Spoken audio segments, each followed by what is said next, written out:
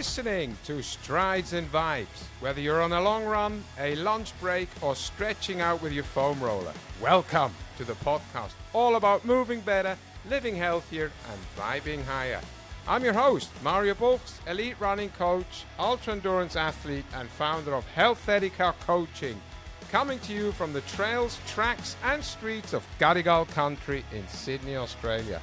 Each episode, I'll bring in guests from all walks, from coaches, athletes to world-class performers, as well as doctors and professionals in their fields, to unpack their stories and explore the mindset shifts, science, and practical strategies that help us go the distance in running and in life. So, lace up, tune in, and let's move towards a better you, one stride at a time.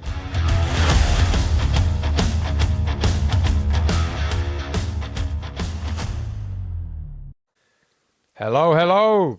Welcome back, everybody. This is the Strides and Vibes podcast. And yeah, on my left or on my right, however you're going to see it in the end, is a good friend of mine that we know each other for a few years now.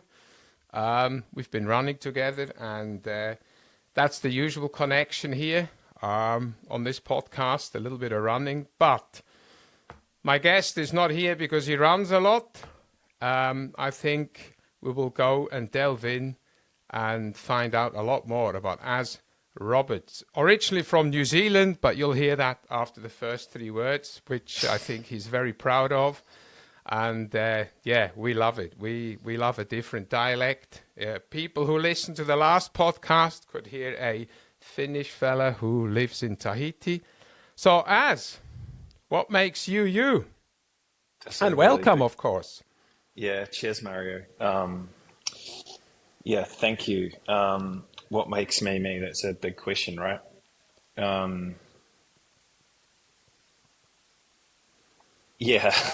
That's actually a huge question. I don't know. I'd say I'm pretty creative. What I've been, I guess, a way of answering this is sort of thinking about this journey I've been on in the last sort of few years, and really sort of coming to terms with this identity of, Aaron as the runner, the athlete, the endurance person who likes to flog himself on a regular basis, and then there's as the creative,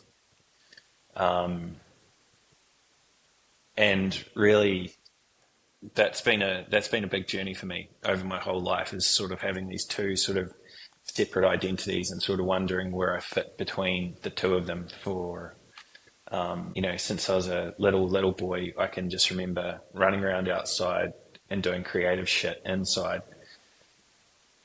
and that's been pretty much me. So what do you do now? I know you're very fond of the human interaction. That's also how I think we connect. We like humans. We like to deal with humans. This is what brought me into coaching. So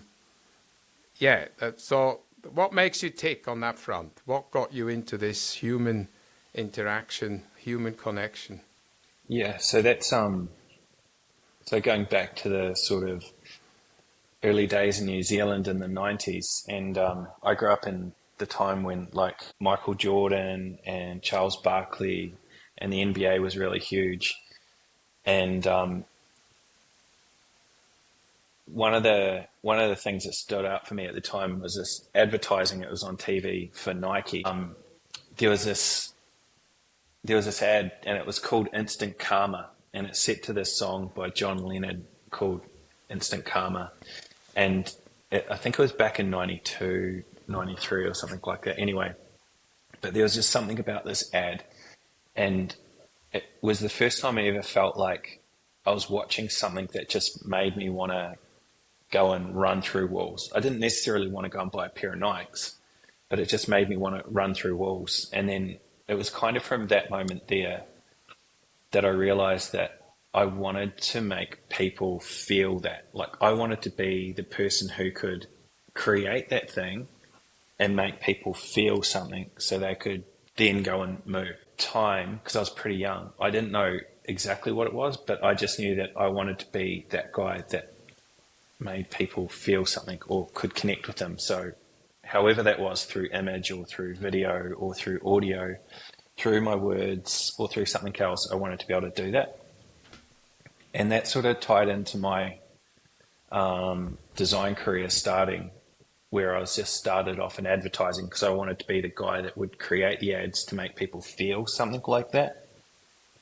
But then I realized after about 4 years in advertising that that there's this really tiny percent of advertising that people actually give a shit about.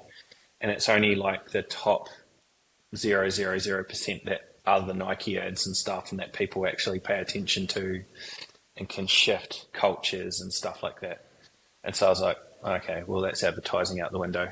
And then that sort of led to product design, which I'm sort of focused in now, which is designing for these things and screens and, the internet and stuff. And what I love about that is the utility. So you're designing something that people are using every single day. And to do that really well, you have to be thinking about who is the person on the other side of the experience that you're designing for. So I did that for quite a while. And in the last sort of 10 years, I've become really, really fascinated with who the other person is on the other side of the screen, more so than the actual thing we're designing. So this is the interface, but it's Mario on the other side of the screen. And I'm way more interested in Mario's story than I am in what color the button should be or what size the logo should be or how many clicks this is. Like, that's all part of it. But as I'm sort of peeling back the layers, I'm finding I'm more and more interested on the human on the other side of the thing, the human experience behind the activity, the interaction, the product, the ad. So how does that make you feel? So how did that Nike ad back in the 90s impact me? And how does this interaction make you feel? And how do we move people? So that's kind of where I am today. That's awesome. And I can kind of fully understand this because I'm also a trainer for salespeople and things like that. And, I learned how to keynote speak last year and presenting I've been training people all my life, all my professional life. And it's always how you make people feel after your interaction. It's like you can have, the worst product in the world, let's be fair. And there is some bad products that find their way to a lot of people just because they feel good after whatever the interaction was. Did you buy a pair of Nikes? No, you didn't. But, look what path it brought you on. That for me is the important thing. You got inspired by something. I mean, Nike, of course, they, everybody knows this story. It's definitely coming from me. It'll be totally wrong. But I know they started with obviously runners first.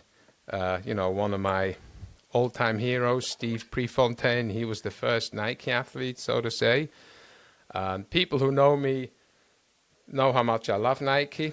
I don't think I've got one single garment from Nike, but that's something for a different podcast. Probably I'll have to talk to Steve Magnus about that because we're on the same wavelength there. But no, they did a fantastic job, with Michael Jordan and things like that. But the important part is always that human interaction, like you say. How does it make me feel when someone spoke to me? And you don't have a long time, right? What's your experience as? I reckon 10 seconds. You got the guy or the girl or whoever, or you don't, whenever you talk to someone. Is that your experience as well? I think if you're talking about things like advertising and hooks and stuff like that, it's like, we're talking 2 or 3 seconds now if it doesn't hook you. And that sort of speaks to how, the TikTok generation that we've got where, I think I don't even use TikTok, but I know of TikTok and I've certainly watched a bunch of videos. But I I think, that's where it started with like 15-second videos or something like that, is because people's attention span is just keep them hooked. You just got to keep them hooked, which is, which I think just really speaks to the way we've just been fed information and stuff these days, which is a whole other thing. I wonder, I wonder. I don't want to interrupt you there, but just carrying on that. I did a bit of research a few weeks ago because for my latest newsletter, and I know you received it. Thank you for your kind feedback as well, about sleep, right? We sleep an hour less now on average every single night since the 40s, which is phenomenal. That's a lot. That's a high percentage.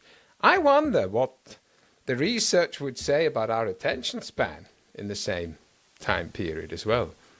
Because I'm shocked to hear it's 3 seconds. I still thought it's about 10, and that's nuts. I mean, our attention span nowadays, I mean, I know I'm the same. I'm one of many humans. It's very low. I wonder what 10, 20, 30 years ago. I mean, you've been in the game now for a lot, in this advertising. I don't know anything about it. This is why I have people like you on the podcast who know this stuff. Yeah. What's your experience now with this?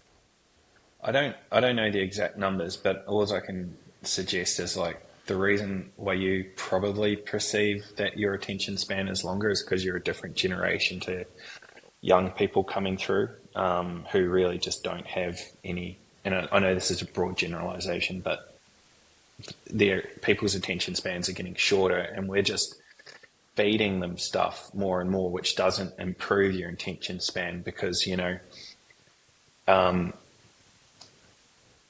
it's like you've got to train. Your brain's a muscle, your attention span's a muscle, you've got to train it. And so you've got to sit with things longer and to go through and, stretch that muscle so that it gets used to having that sort of length of attention span and focus and stuff. But what we're doing is we're constantly feeding people the answers and shorter snippets of things that are more and more stimulating, which, shrinks that muscle right down. So I think that that's what we've been conditioned to do. And my concern is that now with things like chat and AI and stuff I was thinking about this last night actually on a run, which is basically, we had social media and that keeps us glued to our screen because, all of our friends are there and there's a lot of interaction and stuff. But I think this next wave is AI and basically having the answers generated for us where we don't have to do any thinking. Now, whether that technology is, it definitely has its applications and it's definitely useful, but I feel like it's so powerful. It's almost like it needs to be regulated with who has access to it and how we have access to it, because I feel like it's taking away our ability to even think for ourselves or have to think for ourselves. Again, that's a muscle that needs to be exercised. And so, yeah, that's my fear with things like AI, is where we're just now being fed answers, so we don't have to think critically for ourselves. Even though it's very powerful and useful, and I use it as well. Of course, yeah. I mean, who doesn't? I mean, I use it. I clean things up with it. It's like, oh, I've got this email or I've got this thing that I'm writing, and it just cleans it up a bit. I always still make sure it's still me. I'm the guy who wrote it. It's my input. But you're right. It's like you can see this advertisement overflow now. Just talking about advertisement. 10-year-olds can use AI and they run their own business. Yeah, whatever. You can always believe in everything, the latest diets and all this kind of stuff. I read something that was quite good. That resonated with me. AI will not replace people, but AI will replace people who don't use AI. That, I thought, wow. I can't remember who wrote it when I saw it. Maybe I'll just let that sit there for a second. AI will not replace people. AI will replace people who don't use AI. I think the market will demand, I'll just speak for my own experience. I think the market will demand that we use, because of the market, wants everything done faster, more efficiently, yada, yada, yada, yada, yada, will demand that people use these tools that help speed things up, because if you're paying people by the hour, you want them to get through the work a whole lot faster. And yes, AI is really good at processing large amounts of data and distilling that, which is a really time-consuming thing.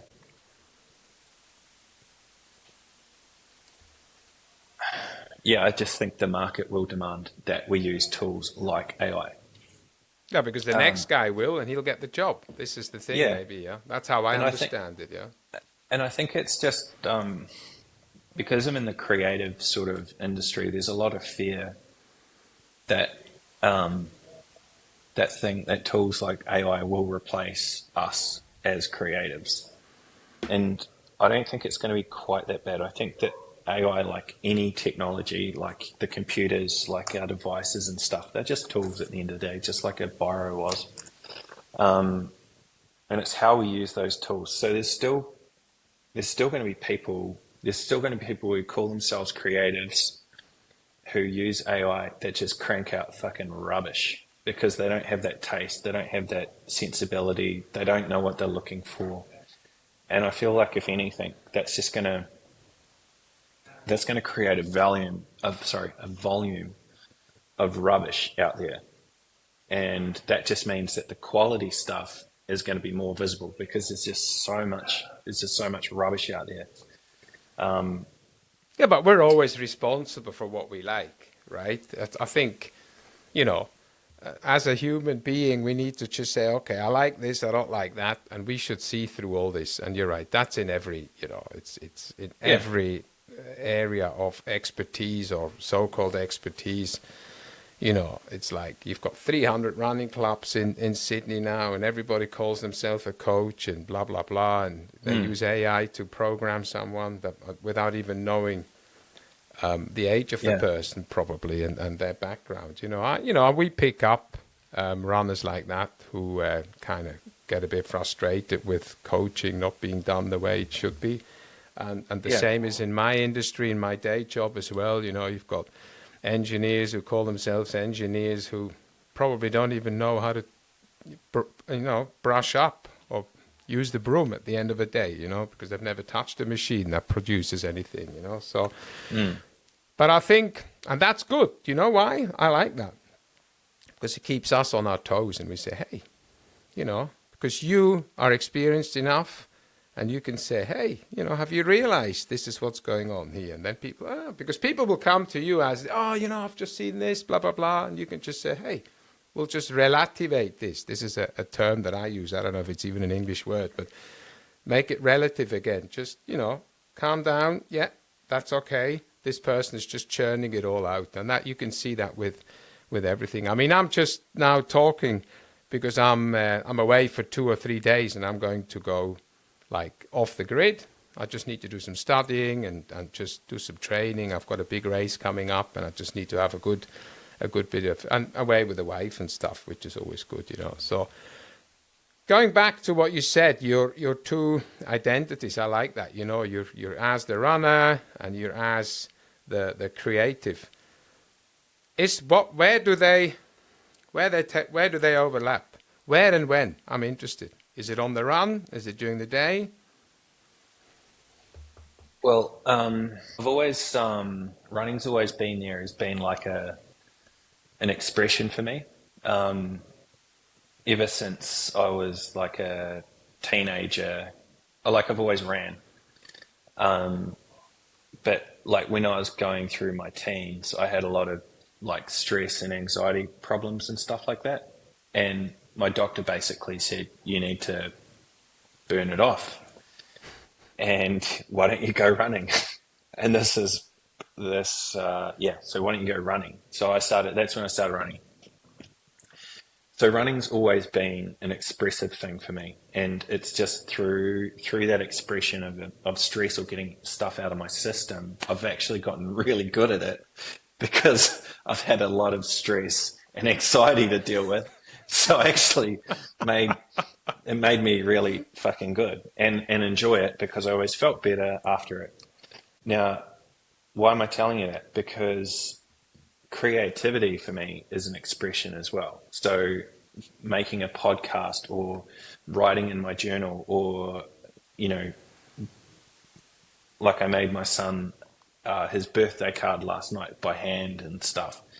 And so that creative tactile experience is another way, is another expression. That being said, you know, in my day job, where I'm at a computer typically, and I'm sometimes being creative, but using a lot of that analytical muscle, I've always managed to find my way outdoors to go for a run during the middle of the day or something. And for the longest time, I used to think, oh, that's just me being lazy because I don't want to be at my desk. But actually, that was an essential part of my day, because when I get back to my desk, I'm refreshed. I've had these brilliant ideas while I'm out. I've cleared stuff. I've expressed stuff that needs to come out. So I feel like they're both kind of about expression for me, and both necessary parts. So one part is to sort of sit down and be creative, and the other part is to sort of get outdoors and get oxygen and experience nature, and yeah. To bring back energy, to be even more creative. I mean, I couldn't agree more, Yeah. really. And sometimes, and that whole thing, you know, they say take a shower, and sometimes the best ideas you have are when you're in the shower or whatever.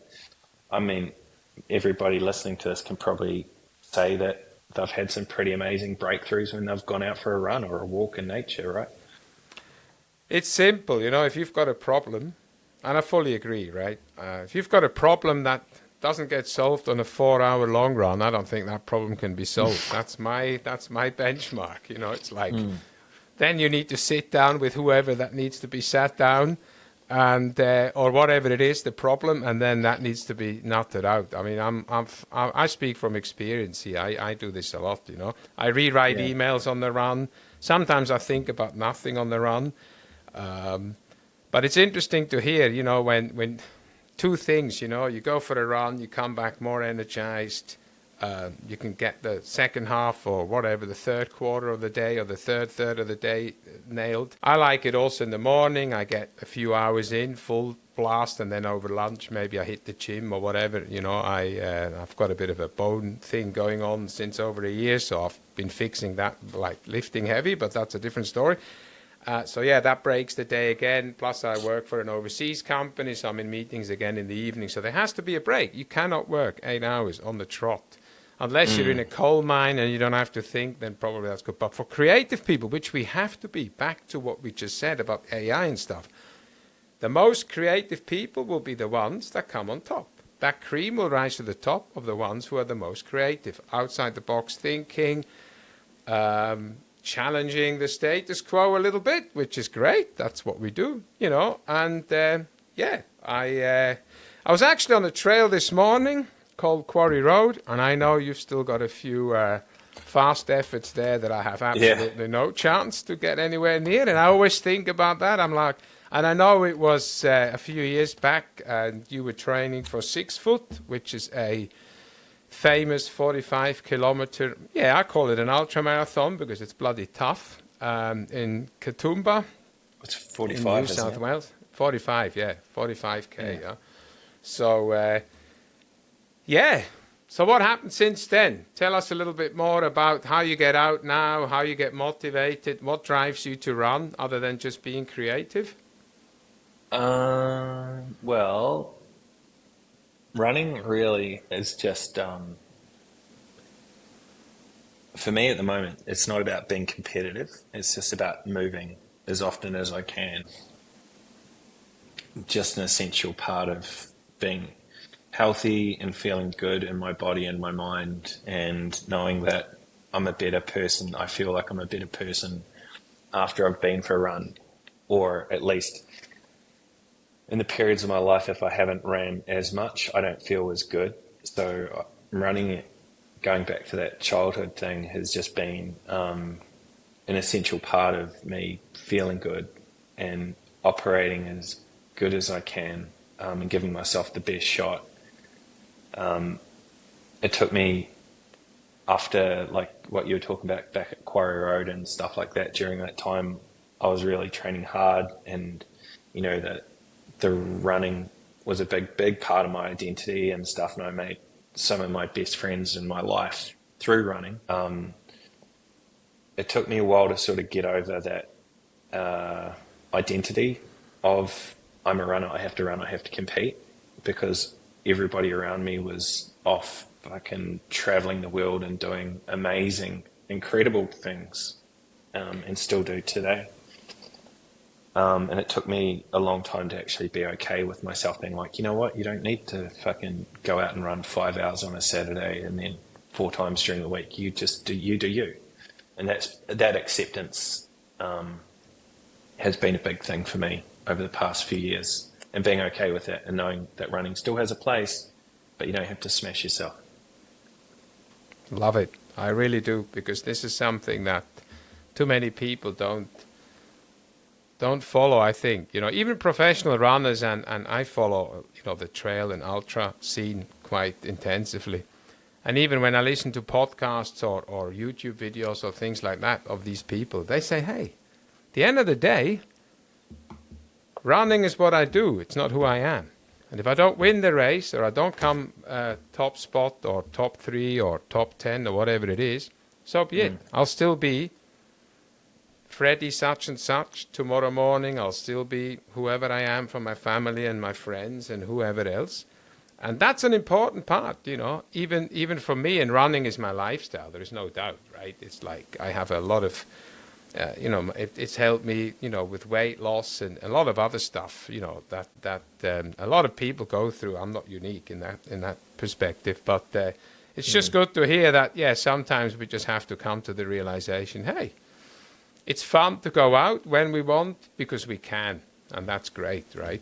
And just be grateful that we have a body that can endure. Doesn't matter how many runs, There's so many tricks and tools and stuff, So what do you do? I mean, I ask this all my guests because running is this connection. When you don't feel like it, we all have that. What's your trick? Is there a trick up your sleeve where you say, okay, let's see, I'll just run 10 minutes one way. At least I've done a 20-minute run, or don't you need any of this? No, it's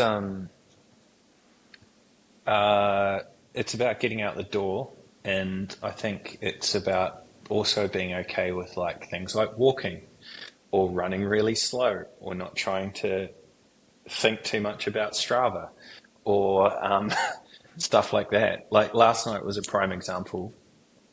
I went out for I'm only just getting back to running after an ankle injury, and I went out for like what was going to be a 10K loop, and about 2.5, 3Ks into it, I just had no juice in the tank, and so I just walked for like 100 meters, and then I was like, okay, I've just got to start running and just be okay with running super, super slow, like really slow. And then you run really slow, and then before you know it, your pace picks up and you start to feel energized again, and the weight kind of goes, and then in the end I finished that run really, really strong. But I guess it's those things with, again, acceptance and being okay with like really dialing back the intensity, the volume, and being okay with walking, and being okay with just moving, and being okay with just being outside. Now look, you talk to the converted here. If you do ultra marathons, walking is a huge part, especially at my pace. Yeah, that's a trick, eh? Think of those bloody stairs in the Blue Mountains just recently during UTA 100. I'm like, you're kidding me here. Anyway, but yeah, that's the fun. This is the thing, it's just, you hit the nail on the head there. Running is so much more than the actual running part. It's this whole convincing yourself, let's go out, let's do something anyway, and suddenly it just clicks. Plus, you've got a lot of memory, right? Your body knows what to do. You've got tens and dozens of years of running since you're a child. It'll just click, and we need to believe. The biggest thing is we don't believe. The human being is like, when it comes to self-confidence in many situations, I'm not saying you are one of them, but a lot of times when I talk to people, it's like, it's just belief. You're at the start line, or you're at the door, or you've laced your shoes up, just go out,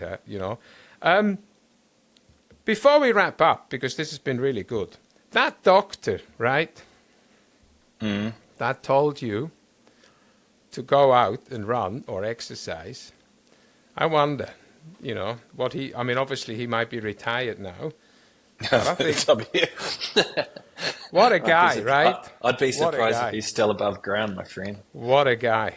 Like, look, I'm not here to have an opinion about how doctors should operate in their profession.